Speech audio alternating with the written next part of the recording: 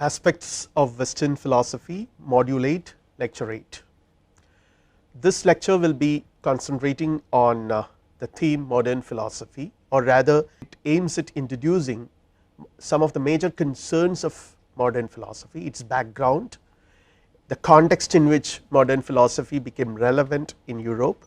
All these aspects will be very briefly covered by this lecture.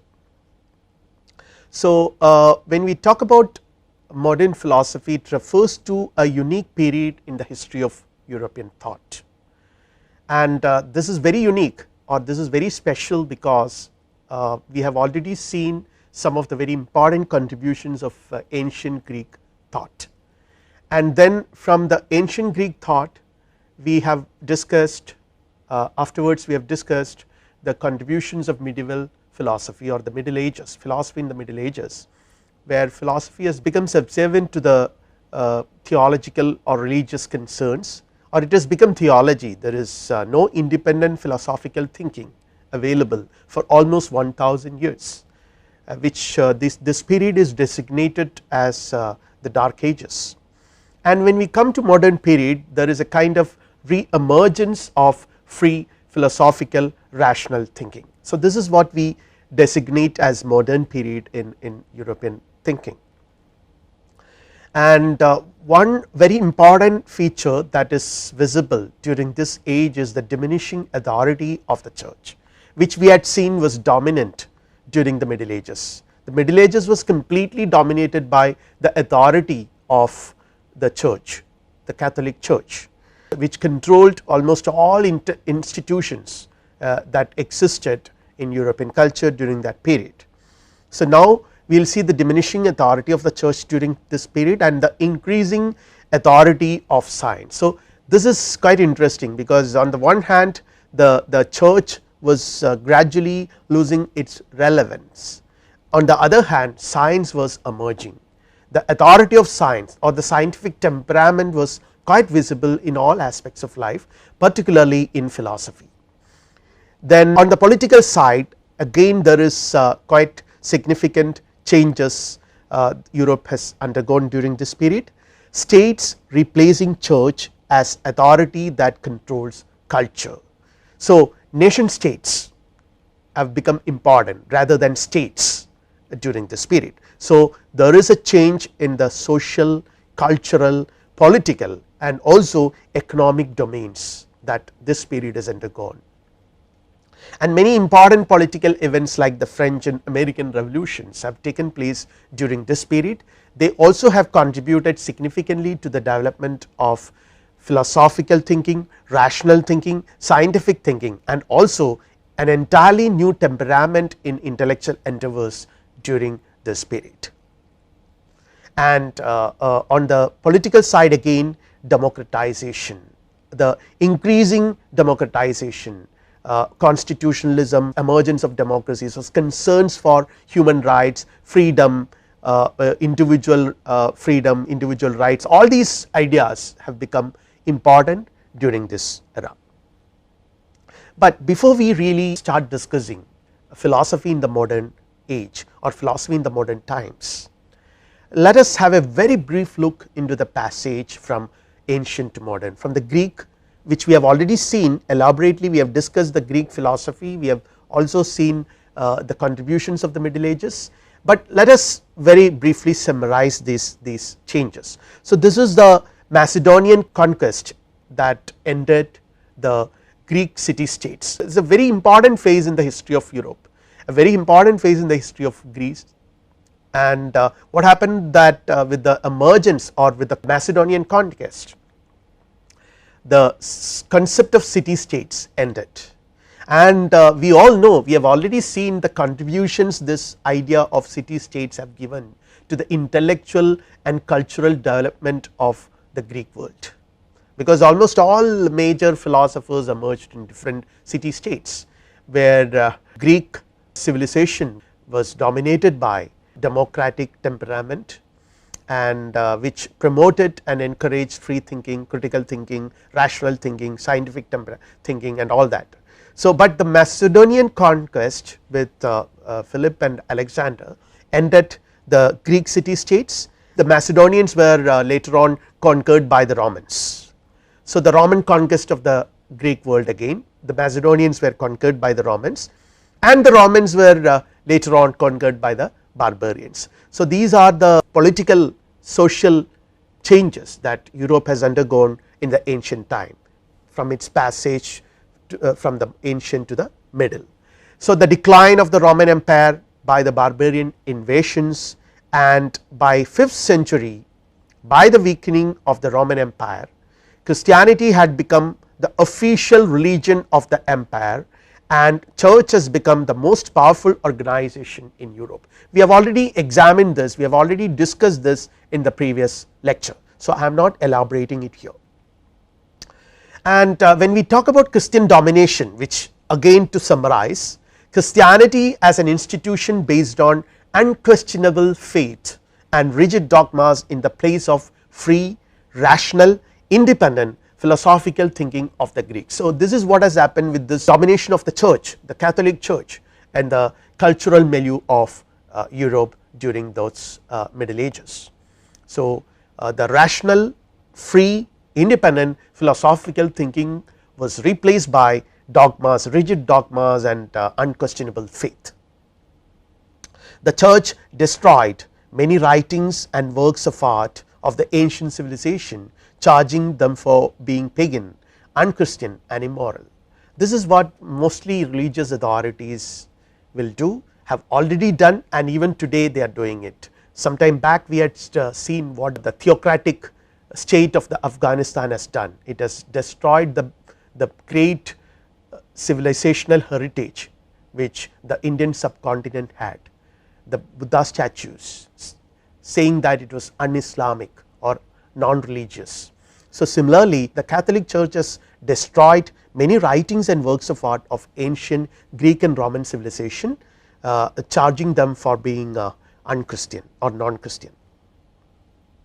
And social, cultural, economic, and political domains were dominated by the church, and there was a kind of visible shift from rational to supernatural, from logical to revelational, because as we have already seen, the Greek philosophical thinking or the Greek intellectual temperament was logical to the core, it was rational to the core, it was critical to the core. This was replaced by an idea of revelation, because Christianity as a religion affirmed that the highest form of knowledge is not possible through the employment of mere human intellect, or human intellect is incapable of knowing the ultimate reality by employing its own powers. Real knowledge, genuine knowledge, highest form of knowledge is rather revealed according to the Christian tradition. It is never discovered or found out by the intellect with its own efforts, rather it was given to it as an act of mercy by God. So, logical was replaced by revelational, critical thinking is replaced by faith and acceptance, which I have already mentioned. Openness is replaced by domination and tyranny. During this period, the Middle Ages, we could see that many attempts by scientists and free thinkers for critical thinking was curbed by the Catholic Church. They were killed, people like Bruno, Galileo, all these people were prosecuted and even tortured by the Catholic Church for promoting independent scientific thinking, which goes against its dogmas and a faith based knowledge system. Science is replaced by superstition. When we talk about modern philosophy, let us begin with a quote from Bertrand Russell. I quote, "The period of history which is commonly called modern has a mental outlook which differs from that of the medieval period in many ways. Of course, two are the most important: the diminishing authority of the church and the increasing authority of science." Bertrand Russell, A History of Western Philosophy, unquote. So, this is what Russell has to say. We have already mentioned this, that it is a mental outlook which differs from the medieval period. So, there is something which is new that is coming up, and to understand what you mean by modern or modern temperament, modern philosophy, modern outlook, we have to understand certain very important cultural and historical events that took place during this time. The most important one is what we today designate as the Renaissance. Of course, there is the scientific revolution, there is the Reformation, religious Reformation movements initiated by the Protestant church, or rather the people like Martin Luther and many other factors, but all these factors can be summarized under one heading, that is Renaissance. The term Renaissance, it is a French word for rebirth. So you can see that what does it mean? It means a rebirth. What is reborn? Rebirth of reason.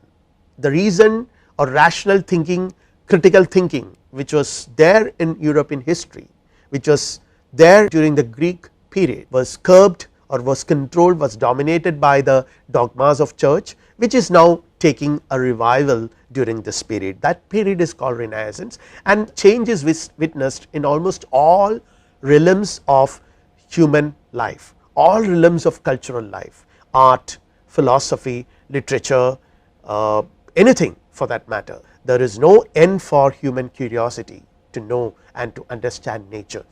The way in which man understands nature, relate himself with nature, everything changes during this period, because according to the dominant Christian thinking, the world was created by God. So it was given to man by God, it expresses the supernatural, it is a mere expression of the supernatural, or to put it in a different way, trying to see it from a Platonic perspective, it is a copy of the real. There is some real world somewhere else, which is God's domain, the heaven, and this world is something which needs to be we are here, we find ourselves here, we are helpless, we have to overcome that and regain the paradise which is lost. So this conception of world is replaced by a very positive approach towards nature. Nature is being viewed by man with a new spirit. It is not something which is a mere expression of the supernatural, but nature as such is valuable. Man has to find himself in nature, see nature, understand it. There are ways to understand it, there are ways to cope up with nature, there are different ways to cope up with nature, not just living in it, but changing in it, changing nature. The way in which the world functions can be changed. So science aims at that. All these are part of this Renaissance temperament.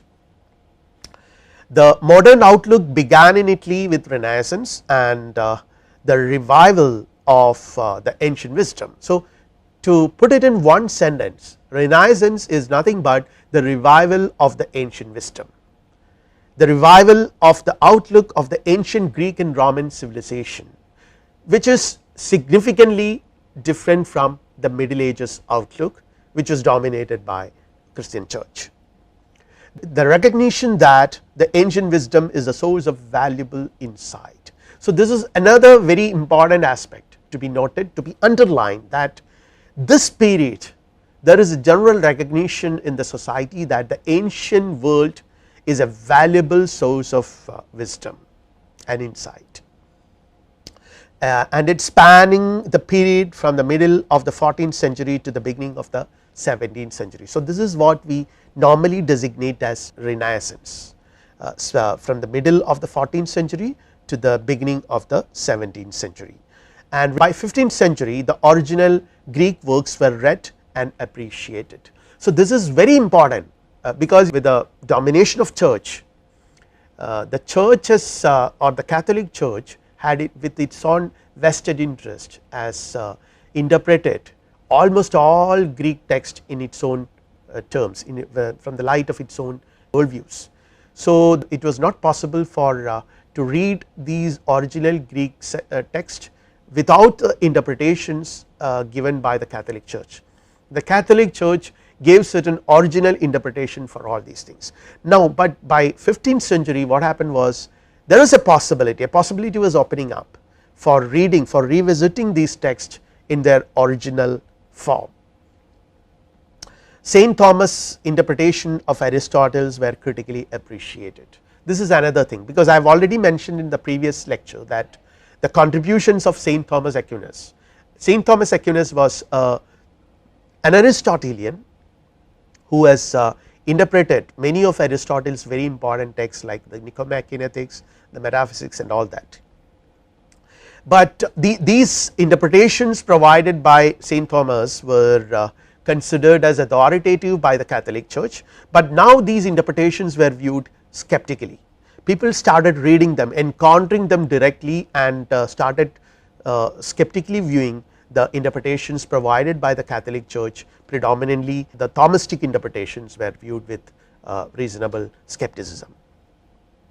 The recovery of the classical languages, literature, art, history and philosophical insights resulted in the revival of the spirit of Greek humanism. This is another point which we need to be acknowledged, that there is an emergence of a kind of humanism which was not present during the Middle Ages, the kind of humanism which was there during the Greek period, where the power of human faculty, the power of human intellect is recognized and acknowledged in the pursuit of real genuine knowledge.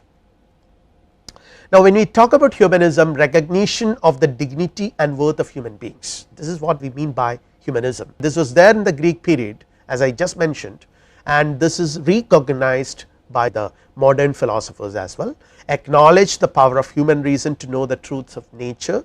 It is not just revealed to us, all knowledge is not merely revelational, but rather human beings can employ their natural power, natural faculties of intellect to understand nature and to interpret it and to change it, to predict what is going to happen. All these things were made possible with the recognition of the dignity and worth of human beings. To realize that we humans have the capacity to determine, express and achieve what is good for us. So, this is another very important thing. See the last word, what is good for us. There are very strong ethical implications. As per the official Catholic doctrine, what is good for human beings are already written down in the Bible, already revealed to man by God directly. So, man is not supposed to employ his intellect independent of what is given, what is written down, what is already proclaimed, but he has to just follow. Here what is good life is decided by the text which is already written. Goodness is something which is already written down, which is already decided, pre-decided. Human nature is pre-decided, man is not free.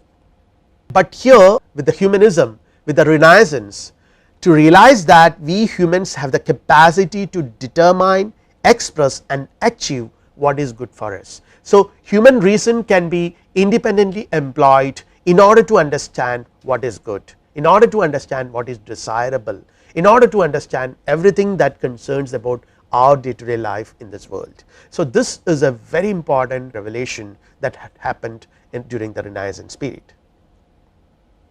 Again, I have just mentioned about the ethical implications. When I talk about the idea of the good, the Greeks always had a very peculiar conception of the good, which is linked with the participation in the life of the city states, where the social and the political aspects are emphasized. The social political aspects, participation in the Greek city states with fellow citizen.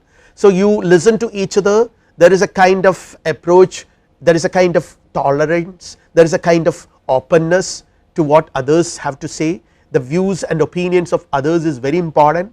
So, each one of us as an individual has to live with others, and by listening to others, by negotiating with others our conceptions about life. It is not that there is something, a set of principles, a set of doctrines are already pre-given to all of us, but we determine it. So, this is the approach which was already present during the Greek period, which now takes a revival during the modern period. In Middle Ages, to live according to the dictums of the church. So, it is already written down, and Renaissance, a revival of the ancient humanistic and the socio political approaches and outlook is visible.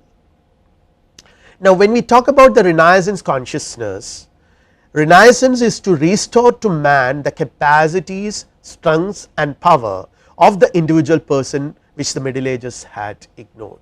So, it is to restore to man his capacities and strengths which is actually he possesses, and this is to recognize the dignity of man and emphasis on individual achievements. So, it is not that everything humankind has achieved reflects the eternal kindness and mercy of the divine. No, human beings have certain abilities, certain capabilities to attain things. So, emphasis on individual achievements, superiority of the culture of the ancient world and not the present one. So, there is a recognition that the ancient world was superior, the Greek world was superior.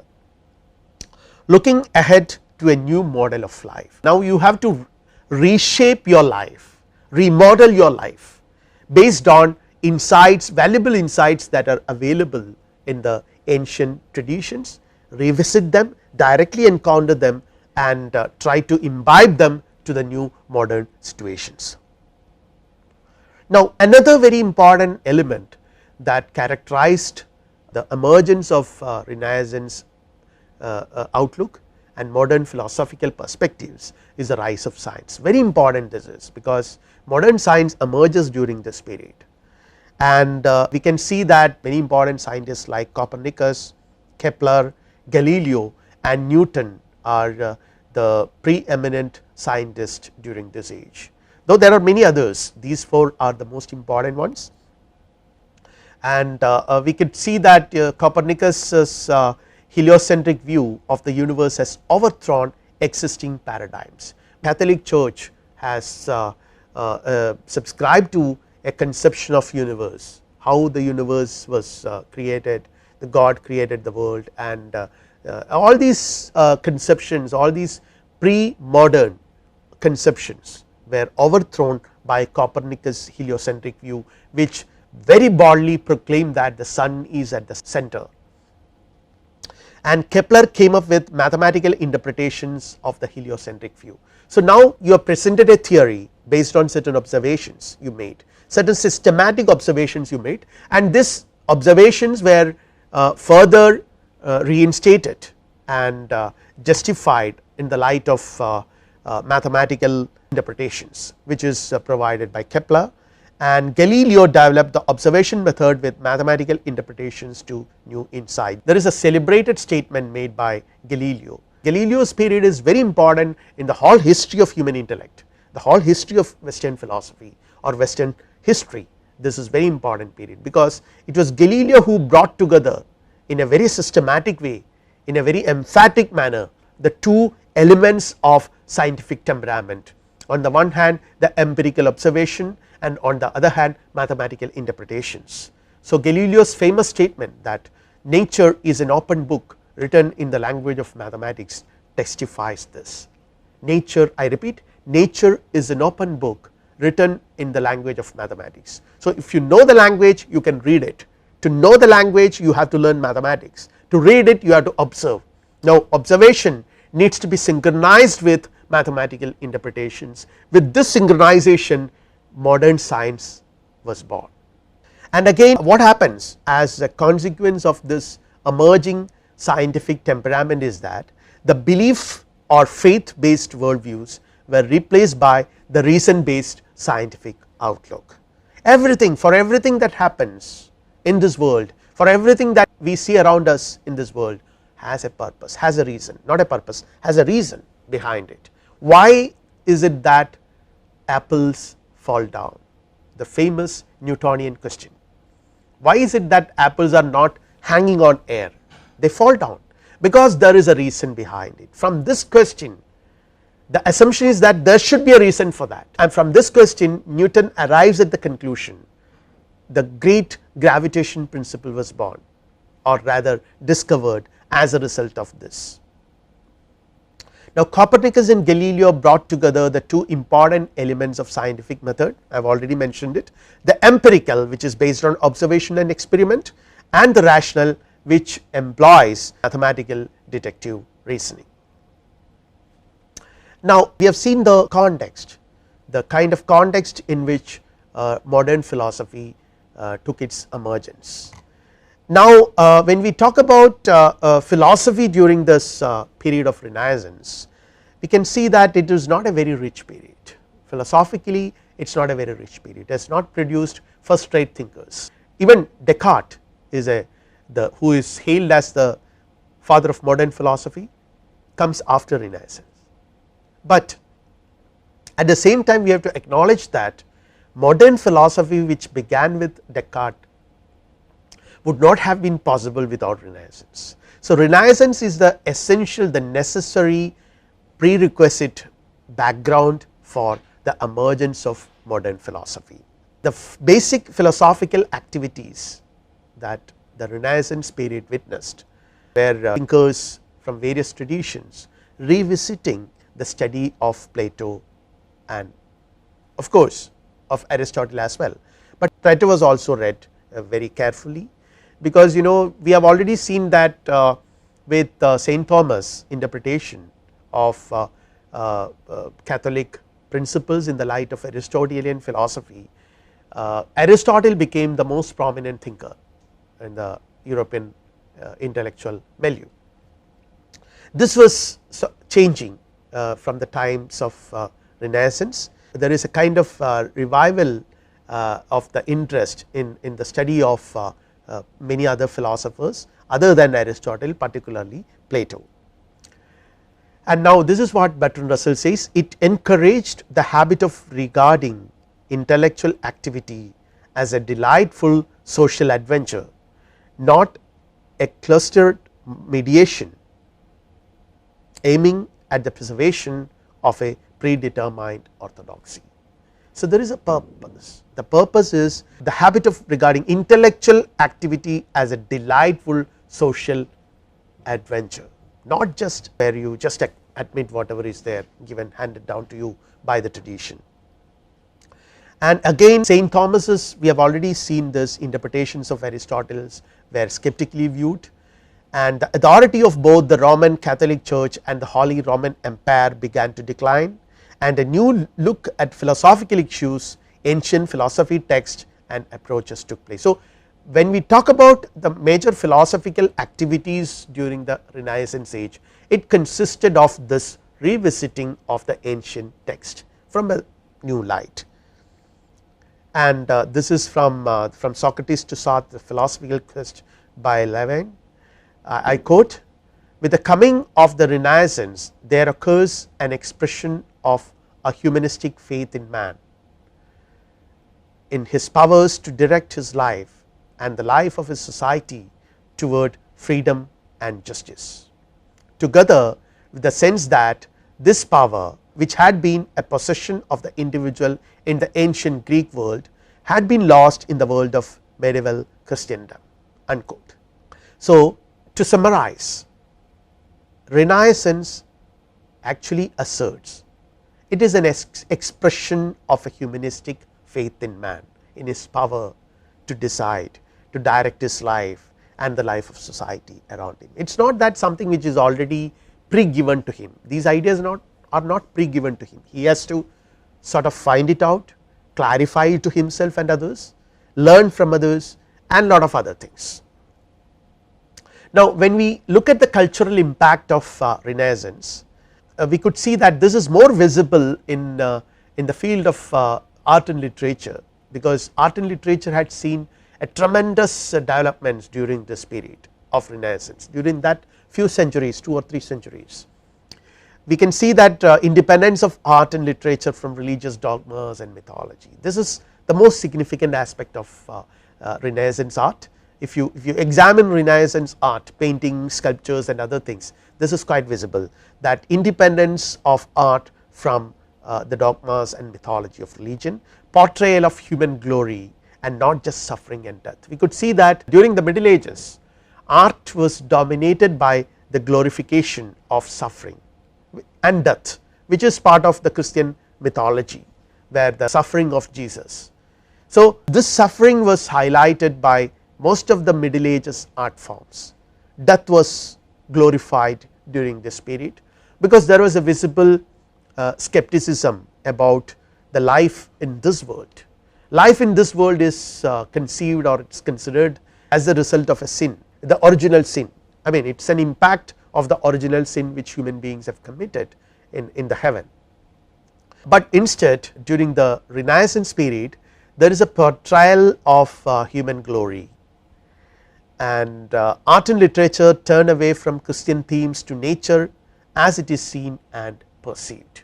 I have already mentioned this a few minutes back, that the way in which man finds himself in nature, understands nature, relate himself with nature, which includes both animate as well as inanimate world and other human beings. Everything changes with Renaissance. Art and literature now turn away from Christian themes to nature. So, nature is reflected in the Renaissance art in a very different way, and in that reflection we could see humanism, we could see a kind of very positive outlook towards life, and even afterlives are contemplated in a different fashion by the Renaissance thinkers. Overcoming of body negativism, which is also the result of the scientific temperament, because as we have already mentioned, body was treated as something which is the result of the original sin. So, some body is negatively viewed by the Christian world, by the Catholic world, and this is what we normally understand as body negativism. Body is something which needs to be kept away, and this was interpreted from the light of Platonic and Aristotelian philosophy by the Middle Ages philosophers, by the scholastic thinkers. But with the emerging new temperament, this body negativism was overcome. We could see that art and literature, particularly paintings and sculptures, were increasingly highlighting the beauty of the human body. The human body is once again became a theme. It was an eternal theme for the Greco-Roman civilization, which was not very dominant during the Christian period, during the Middle Ages. Now it comes back, it is revived, the beauty, the glory of the human body is highlighted. And if you examine the domain of science, again you can see that there are several new insights about the functioning of the human body. People like Leonardo da Vinci and all these people have studied the human body thoroughly, and there is a view that body is just like any other machine. It's a machine just like any other machine. It has got certain mechanical movements, the rules of mechanics the control the movements of the body as well. And nature became interesting in itself, not just as an expression of the supernatural. I have already mentioned this. Nature is interesting in itself, it is beautiful, and we human beings are fascinated by its beauty, and we have every right to enjoy it, to appreciate it and enjoy it and express it, our experience. So, Renaissance artists were all occupied with this appreciation of the natural beauty and expressing this experience through their works of art. The return of the Greek joy in living. So, this is another aspect of Renaissance philosophy which was absent during the Middle Ages, where life is always considered as something which is gloomy, something which is negating the eternal joy. So, the life in this world is always considered as an antithesis to the eternal life which is there in the heaven. But here the return of the Greek joy, what here means is that the happiness and joy human beings are capable of experiencing by being in this world, from the objects of this world. So, your sensual pleasures are once again viewed or approached positively, which was not the case during the Catholic period. And when we talk about the new inventions and discoveries which naturally follow from this attitude of overcoming body negativism, this attitude of accepting validity as well as the possibility of experiencing happiness and joy over objects in this world, things in this world. So, this has led to several very significant inventions and discoveries. See, for example, invention of the printing press, invention of gunpowder, then improvement of the compass for navigation, then the discovery of the new world by Columbus and his successors. This is very significant because this has opened up possibilities of trading, settling down in new places, and of course, the promise of a new world. Everything was as a result of this, which is also the result of new scientific advancements. The discovery of the new water route to India and the Far East around the Cape of Good Hope. So, it has encouraged trading and commercial activities and contributed to the material and development of European men.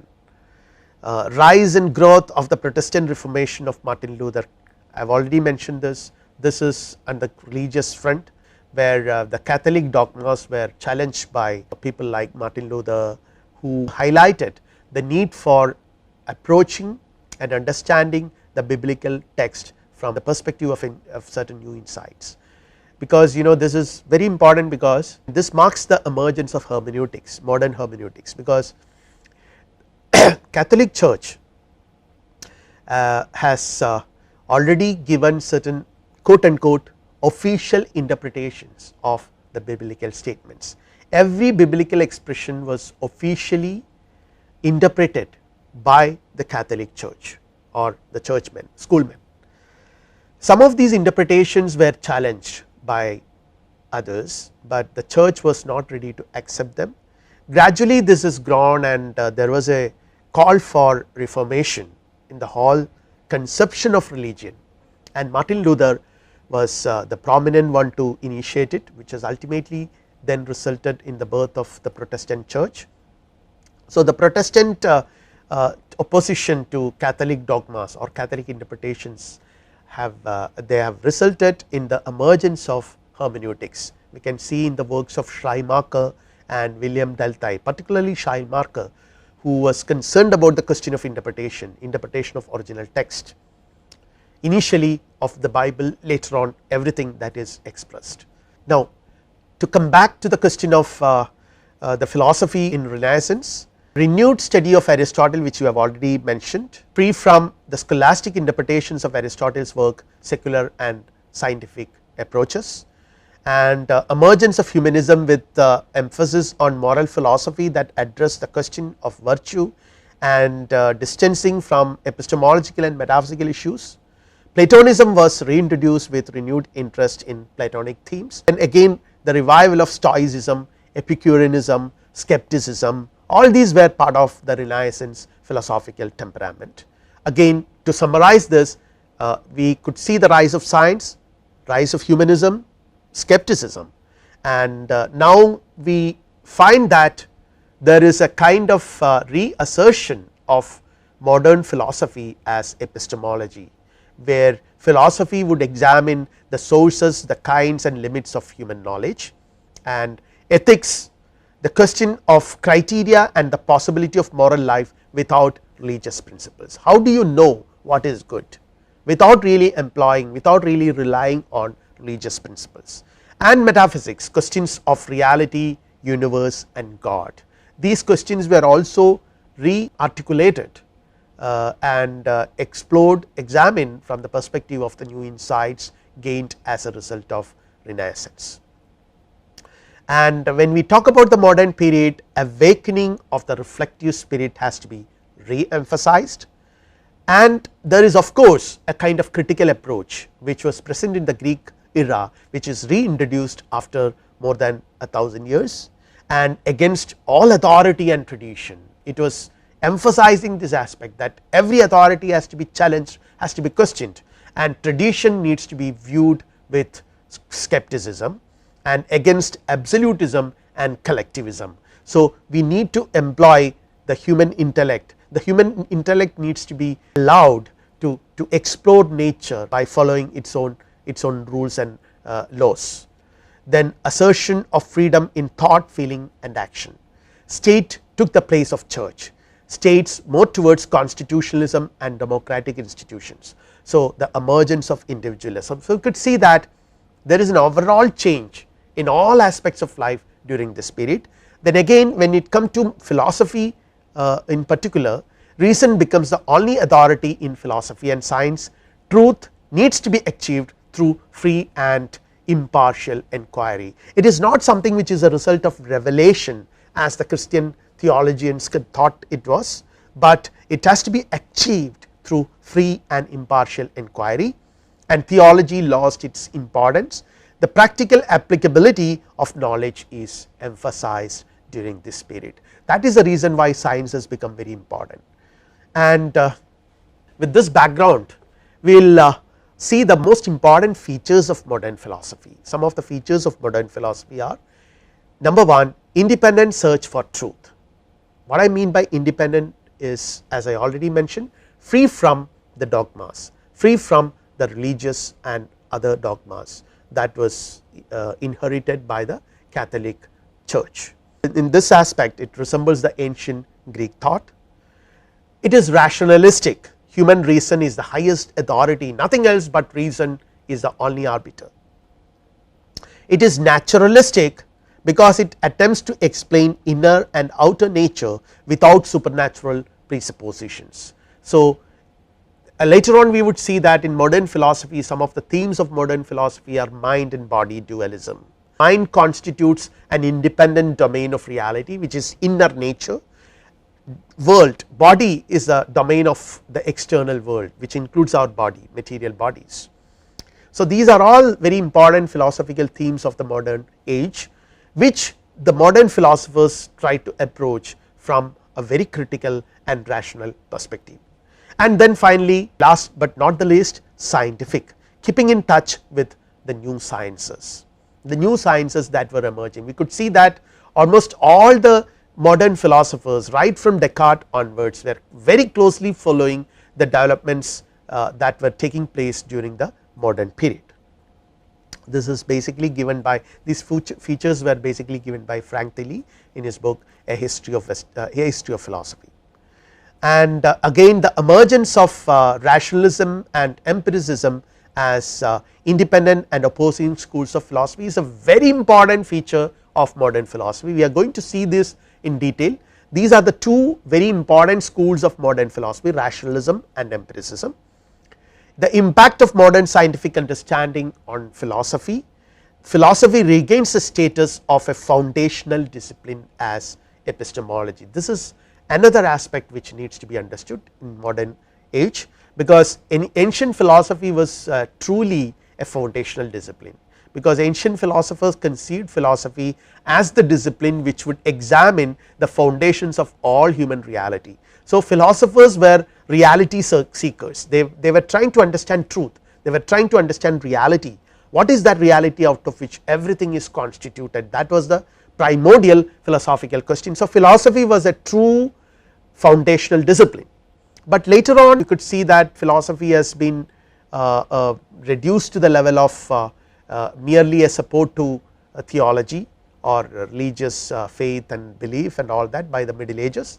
And even during the Renaissance philosophy never had a very major role to play, because it was basically considered as, I mean, with the emergence of science philosophy literally lost its glory. Philosophy was the foundational discipline by means of which we human beings know and understand nature, but now with the emergence of modern science with its peculiar and unique methodology, modern science is better equipped to understand reality, to understand the world, to know the world, to have knowledge about the world. So, what will happen to philosophy? Philosophy lost all its glory. Now, philosophers during the modern period were trying to reassert the importance of philosophy in human life as a foundational endeavor. What is it? It is epistemology. All sciences, of course sciences are concerned with knowledge, they deal with knowledge about one or other particular department of the universe, but philosophy is a discipline which deals with knowledge as such. It raises the question, what is knowledge? How can you say that something is knowledge? What is the criteria by applying which we distinguish between knowledge and opinion? So, what is knowledge? What are the kinds of knowledge? What are the sources of knowledge? What are the limitations of knowledge? These are some of the very important philosophical concerns during the modern period. So, philosophy as epistemology regains its foundational status during the modern period, and philosophy's objectives are re-articulated as epistemological objectives. No longer deals with the question of ultimate reality, philosophy deals with knowledge, I mentioned it, the nature, kinds and limitations and sources of knowledge. So, we can see that before we summarize the kind of philosophical approaches, philosophical systems which we are going to deal under the heading of modern philosophy. So, we can see that it starts with Descartes, who is considered as the father of modern philosophy, who is followed by another philosopher Spinoza and Leibniz. So, these are people who are called as rationalist, they are the rationalist. And then on the other hand we could see that there was a different philosophical approach that was developing in the British world. This is basically in the non English speaking European countries like France and Germany. Descartes, Spinoza and Leibniz. Descartes was a French, and but these philosophers mostly were British. So, we normally call it as British empiricism. The most prominent ones are John Locke, Berkeley and David Hume. So, these are the two opposing traditions of modern philosophy, rationalism and empiricism, and we could see that these two opposing traditions were brought together into one single framework to explain the new modern temperament that is emerging by Immanuel Kant in his critical philosophy. So, Kant really functions as a junction which brings together these two systems, and from there we can see two independent developments or several independent developments, but basically and fundamentally two streams are quite visible. One in the direction which goes upwards, like people like Hegel, Fichte, Schelling, and then Marx, Karl Marx, then Schopenhauer, Friedrich Nietzsche, all these people who develop what today we understand as the continental philosophical tradition, which ultimately culminated in the development of phenomenology by the German philosopher Edmund Husserl, hermeneutics by Gadamer and Heidegger, then existentialism by Jean-Paul Sartre and many others.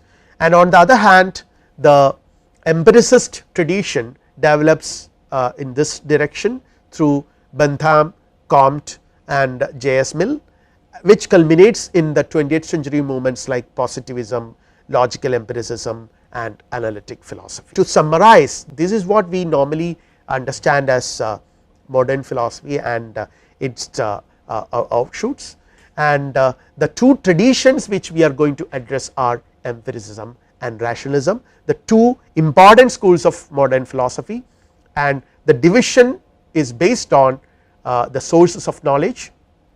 What is the question is, what is the source of knowledge? And one group of philosophers like rationalists would say that the source of knowledge is already innate, and the empiricists would argue that the source of knowledge is experience. So, this is we will now wind up our discussion on the introduction to modern philosophy right here, and carry out our further lectures by concentrating more on these traditions and contribution, the individual philosophers who have contributed to the development of these respective philosophical schools in the subsequent lectures. Now, thank you.